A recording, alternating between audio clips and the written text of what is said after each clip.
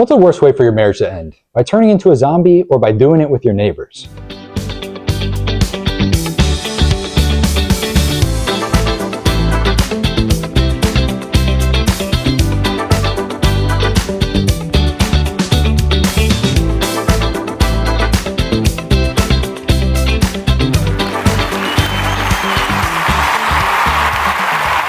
Welcome everyone back to the movie review show.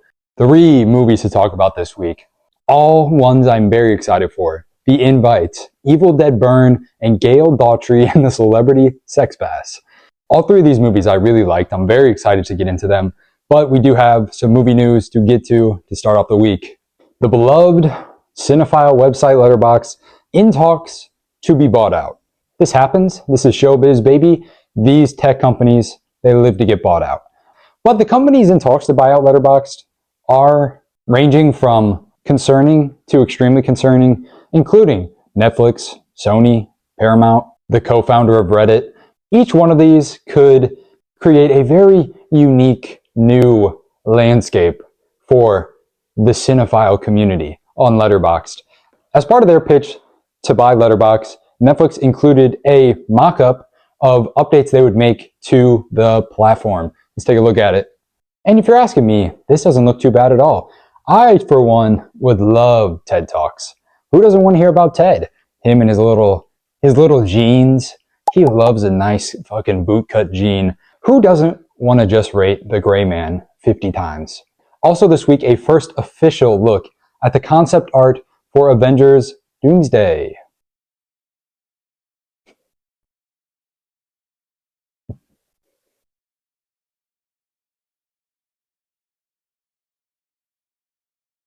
It's all okay. It's all okay.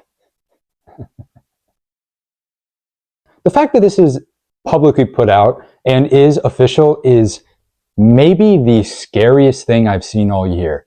To say this looks like dog shit would be a genuine understatement. This looks like a photo I would have made in middle school using only my Photoshop skills on Microsoft Word.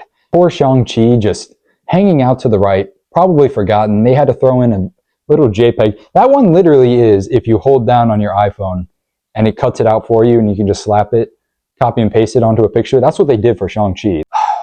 This hurts. This hurts real bad. And guess what? Really bad week for Disney overall because Moana tanked at the box office. I predicted that this movie would make more money than God. And it is one of the worst performing movies at the box office this year. This is strange. This is following Minions not doing well. And now Moana. That's been a sure cut thing. Not just Moana, but the live action Disney movies. This stuff's all very, very intriguing to me to look at some more. Lastly this week, following a long public legal battle, Justin Baldoni has released his first public video since the settlement of his lawsuit with Blake Lively. Let's take a quick look at that. I'm over here stroking my dick. I got lotion on my dick right now. I'm just stroking my shit. I'm horny as fuck, man. I'm a freak, man. Like, for real.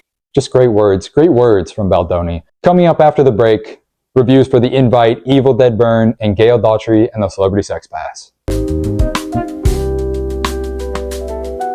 The Invite, directed by Olivia Wilde, written by Will McCormick and Rashida Jones, based on the Spanish movie The People Upstairs by Seth Gay. The movie stars Wilde, Seth Rogen, Edward Norton, and Penelope Cruz. Takes place entirely in one location. Logline, Joe and Angela's marriage is on thin ice when they invite their enigmatic upstairs neighbors for a dinner party. The night spirals into unexpected places. Wonderful opening shot to this movie. If you took a still of just the opening shot of Seth Rogen sitting in this theater and slapped it on Twitter and said they don't make movies that look like this anymore, it would go completely viral. I think it's a beautiful first shot, followed up by a very fun and unique opening title credit sequence.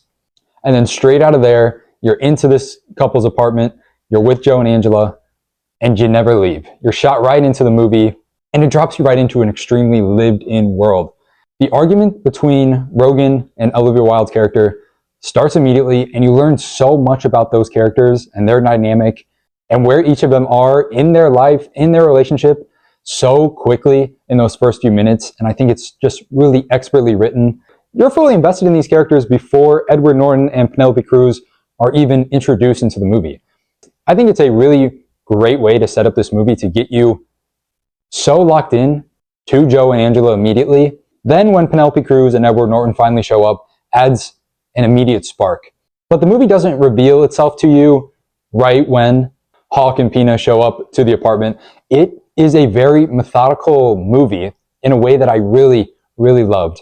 It's never boring and really lets each of the characters develop in their own way, and you get unique conversations between Joe and Pina, Hawk and Angela that just further envelops you into each of the different characters and their different relationships.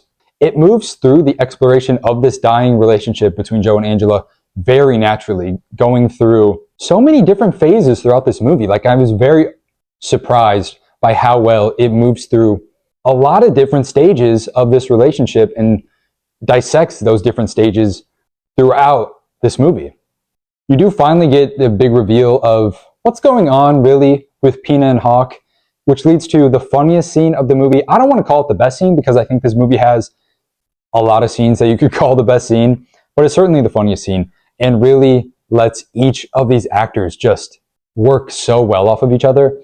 And then you get the proposal of the sex party that again just leads to this brand new dynamic that happens well past the midway point. The movie just moves along so well. And you have, again, a very funny sequence of each of these couples trying to swing with the other couple. It culminates in this like very, very emotional and raw therapy session between Penelope Cruz, Seth Rogen, and Olivia Wilde that I thought was just so well done and very, extremely real. You could feel these actors living within those characters.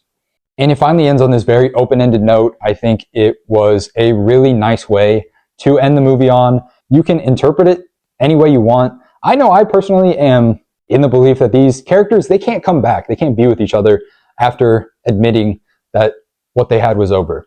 But I know a lot of people who think they stay together. And I think that's like a very great way to end the movie, that it lets you have something to talk about when you leave the theater. I thought this was just fantastic direction from Olivia Wilde.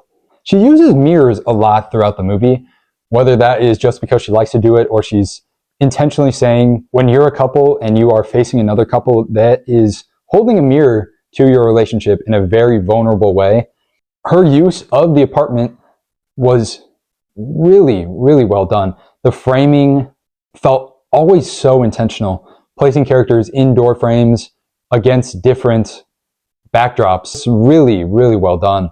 I also really loved that they explained how this couple has such a large apartment and used it as part of the story and part of the character development. That's not a big deal, but at times that can be a plot hole when you see characters in these big cities with a huge apartment. It makes no sense. And I really like that they simply explained that away and used it for a reason that Seth Rogen character feels insecure about where he is in life. The performances in this movie are also unbelievable. It is, I think, approached in a very play-like way. There's a world where this could easily become a Broadway show, and each actor feels like they have such a grasp on their character, and it feels so natural the way they're interacting with each other. I listened to interviews with Olivia Wilde where she said some of the stuff is straight up improv between Ed Norton and Seth Rogen, and that doesn't happen unless you have just unbelievable actors, which both of those two are. Olivia Wilde herself does an amazing job, and I think this is a very, very bold, not just movie for her to direct, but character to take on, because she was in a very public divorce not too long ago. Like, this is something she lived through in real life, and I think you can see some of that being worked out right on screen, and that is really, really admirable. And I think a very wonderful way for an artist to work through those feelings. And then Penelope Cruz, like, bringing this perfect energy of the one who just is commanding the room the entire time. And when you're Penelope Cruz, that's what you probably do, is command a room. Easily one of the best movies of this entire year. I'm giving it a 4.5 out of 5. I would be surprised if it doesn't end up in my top 5 at the end of the year. A very, very strong recommendation for this one. Evil Dead Burn, directed by Sebastian Vanacek, written by Vanacek and Florentino Bernard. mainly starring Swiss actress Sohaila Yacob. Logline: after the loss of her husband, a woman seeks solace with her in-laws. As one by one, they transform into deadites, she comes to discover that the vow she took in life survive even in death. This is the 6th movie in the Evil Dead franchise, also including a few seasons of a TV show. Movie also starts with a very unhappy couple. The couple gets in a fight. The husband character, he drives off, hits a deadite, becomes a deadite, passes that deaditeness to his father.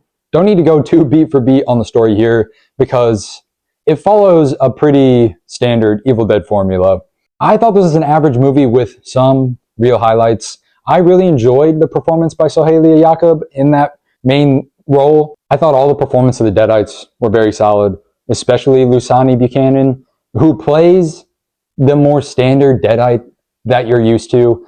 The female, a little sexually aggressive. I really liked her performance. There's some really great stunt performance for that character as well. Also, Errol Shand, who plays the father character, he plays like a really fun version of a deadite. There is some really unique camera work, including this fantastic mirror scene that I say sometimes a movie can be average, but if you have one like really, really fucking awesome shot in there, it makes the movie worth it. I think the mirror shot counts as that. And it is very focused on Evil Dead lore. The movie basically centers around the Kandaharian dagger, and I think it's cool that they are embracing some of that deeper lore from previous movies.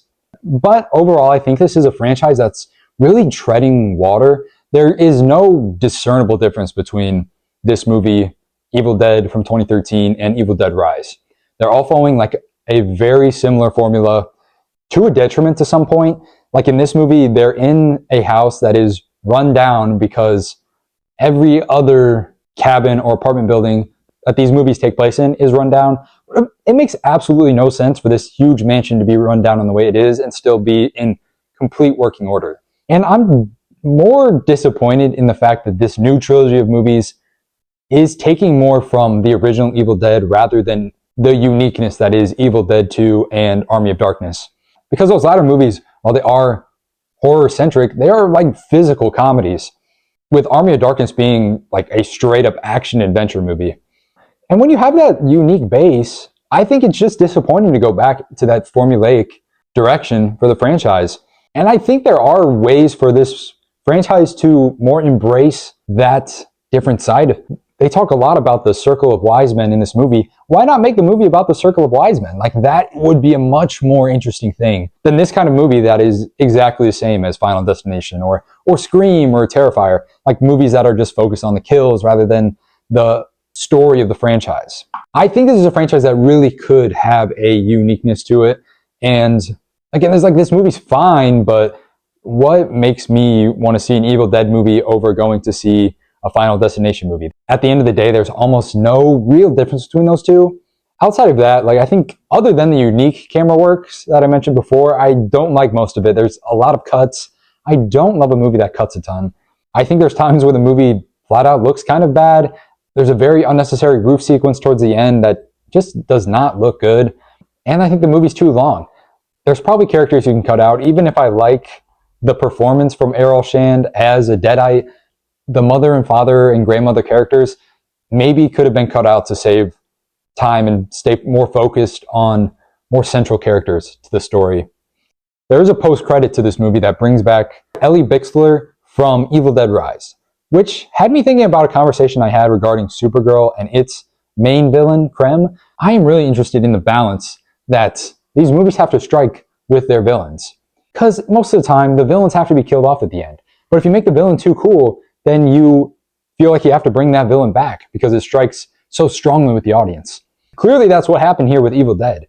Ellie Bixler, really great performance by that actress. They had to bring her back. It now makes no sense in context of this movie and this lore that character would come back, but you're forced to do it. So, you know, in terms of Supergirl, why is Krem so boring? Because if you make him cool, then you have to figure out a way to bring him back even though you killed him off. Besides the point, though, I'm giving Evil Dead Burn a 3 out of 5. I think there is good parts of the movie, but, you know, overall, pretty simple horror kill-centric movie. Last up for the week, Gail, Daughtry, and the Celebrity Sex Pass. directed by David Wayne, written by Wayne and Ken Marino, stars Zoe Deutsch, Miles Gutierrez-Riley, Ben Wang, Ken Marino, and John Slattery. Logline: when her fiance uses their celebrity sex pass agreement, Midwest bride Gail Daughtry travels to Hollywood seeking revenge by pursuing her own celebrity encounter. This is the best version of this movie. I think it is accomplishing exactly what it's setting out to do. It's a goofy, very silly comedy. It's not a laugh out loud comedy, it's a complete giggle fest. You're going to giggle your way through this whole thing. It does start out a bit rocky, and it feels like you may be in for a real cringe comedy. But when Jennifer Aniston's part comes in, I feel like that's when I really buy into the movie, because you realize that she's bought into the silliness of what's happening here, and I'm feeling more willing to buy into that silliness as well. And then from there, it's just off to the races. The comedic timing of the whole cast is greatly on point. Features a ton of hilarious cameos. Weird Al, Richard Kind, Joe Luttrullo, who is a main cast member of this movie, also gives a fantastic performance. It's a Wet Hot American Summer reunion in a lot of ways. You see a lot of the actors from that movie in this one. Obviously, Wayne directed Wet Hot American Summer, Ken Marino in that movie as well. This isn't a comedy that'll be for everyone. Some people fucking hate silliness. I don't know why. I love a nice silly comedy like this. There are times throughout this that I do wish it was a little more joke heavy, more Naked Gun style, but that's not what they're going for. And I appreciate what this movie gave, and I had a nice, fun hour and a half with it. I'm giving it the strongest possible 3.5 out of 5. It's a very limited release, so if you have to catch it at home, catch it at home, but it's very worth a night on the couch to just watch and unwind to this movie. Very fun. Had a couple more watches this week, including Lesbian Space Princess, a 2025 animated release. I think if you're like into the adventure time type of show and movie, you'll really enjoy this one. I think it's really funny. It's an Australian movie. The Australians have a nice sense of humor. I also watched Zola, which I know has a very avid fan base, and a fan base that really believes this is the movie that should have been raised up over Honora. I do not see that whatsoever. I think this is a fine movie. I thought it was a strange script. I really am not in love with what Coleman Domingo is doing throughout the entire thing, but Taylor Page, Riley Keough, they're both really strong and good in it. But I do not see the comparison to Honora in any world. Very excited for next week because we're doing The Odyssey. Probably the biggest release of the summer for some people. For others, it's Spider-Man. But a very, very exciting movie nonetheless. So until then, let me know your watch. Let me know your thoughts. Thank you so much for joining me this week. I will see you again next week. Bye-bye.